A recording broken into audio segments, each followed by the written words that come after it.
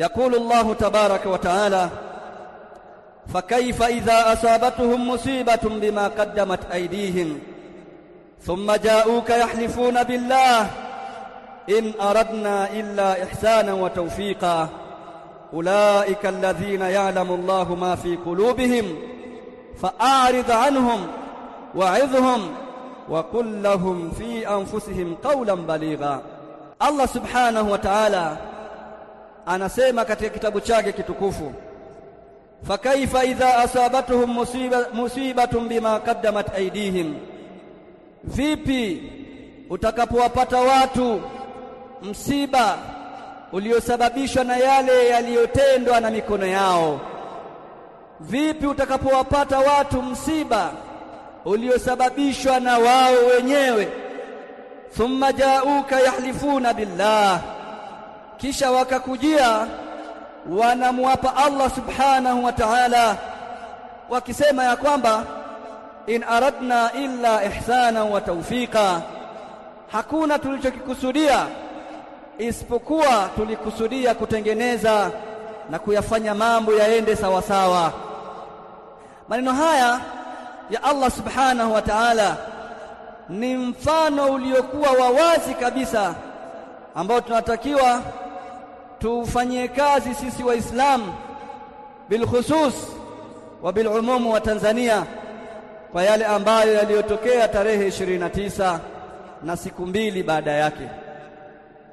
Watu walitahadharishwa, wakaambiwa wasiingie barabarani kuandamana, wakapanga mipango ya siri, wakapanga mikakati ya kununua petroli kutoka nazo barabarani na kuunguza vituo vya mabasi ya mwendo kasi, kadhalika pia kuchoma magari ya watu binafsi na magari ya serikali na ofisi za serikali, wakachoma kadhalika na vituo vya polisi na mambo mengine ambayo yaliyoharibiwa kama petrol station na mfano wake, jambo lililosababisha watu hawa kupata madhara ya hapa na pale na baadhi yao kukamatwa na kuwekwa rumande. Watu hawa tulipokuwa tukiwaona wazazi wao, kadhalika pia na wao baada ya kuachiwa, walikuwa wakijaribu kulielezea lile jambo lao kana kwamba hakuna walichokusudia kibaya, hali ya kuwa kwa macho yetu tumeona na kwa masikio yetu tumesikia madhara ambayo yaliyotokea kwa sababu ya wao kutoka barabarani.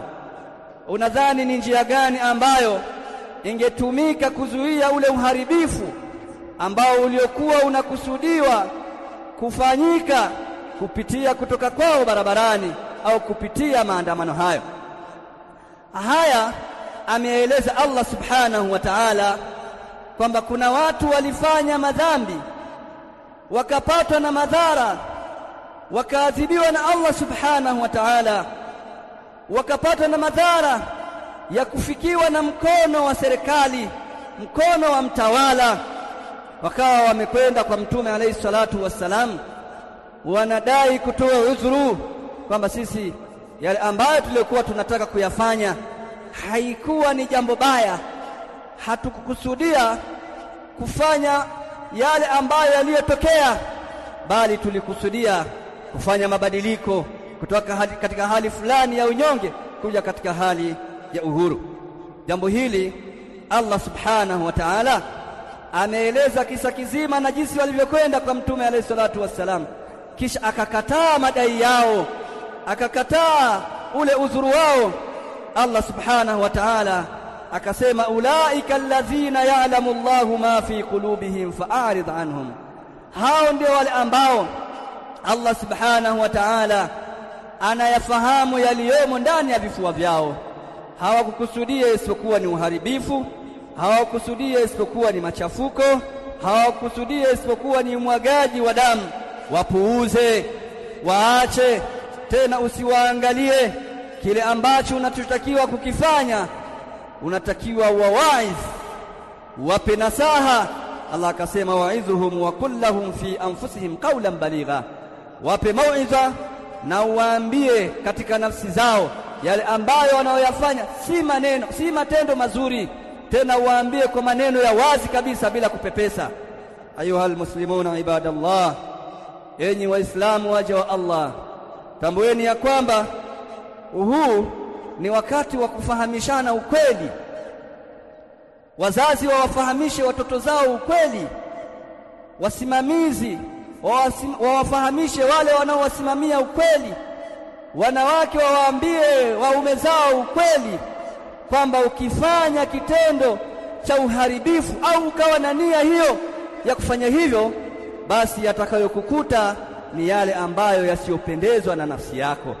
Kwa kabla ya kuingia katika jambo hilo, tunatakiwa tutahadharishane na tunasihiane, kwani udhuru wetu hautokuwa ni wenye kukubalika ikiwa yale ambayo tunayoyafanya, yale ambayo tunayoyapanga yatakuwa yana madhara baada ya kufanyika. Hii ni Wajawema Online TV. Hapa ni elimu tu.